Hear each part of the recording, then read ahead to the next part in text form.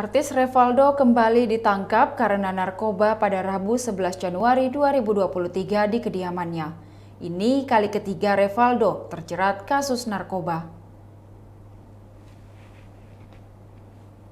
Revaldo pernah ditangkap pada tahun 2006 dan 2010 lalu. Sebelumnya, Revaldo pernah terjerat narkoba yakni pada tahun 2006 dan 2010. Selain itu, pemeran Rangga di sinetron AADC juga sempat ditahan karena kasus pemukulan pada tahun 2004. Berikut fakta-fakta terkait Revaldo. Pertama, pernah tersandung narkoba pada tahun 2006. Revaldo rupanya tak hanya sekali terjerat narkoba. Sebelumnya, Revaldo pernah diamankan oleh polisi pada 10 April 2006. Dikutip dari kompas.com, ia diketahui kedapatan memiliki sabu seberat 1 gram, 1 linting ganja, dan 5 pil ekstasi.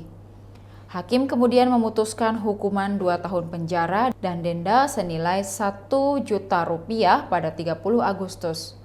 Hal ini lantaran Revaldo terbukti memiliki sabu. Revaldo kemudian dibebaskan pada 7 September 2007 lantaran berperilaku baik selama berada di dalam sel tahanan. Kembali ditangkap pada 2010, tak sampai di situ. Kembali ditangkap pada 2010, Revaldo kembali ditangkap polisi pada 21 Juli 2010 atas kasus narkoba. Saat itu ditemukan sabu-sabu seberat 50 gram. Revaldo kemudian dijatuhi hukuman 5 tahun penjara. Yang ketiga, ditangkap kembali pada 2003. Direktur Narkoba Polda Metro Jaya Kombes Mukti Juharsa mengatakan bahwa petugas menangkap Revaldo di kediamannya pada Rabu 11 Januari 2023. Dikabarkan Revaldo diamankan di TKP pertama di kawasan Cempaka Putih. Kemudian dikembangkan ke TKP kedua di kawasan Kebayoran Baru.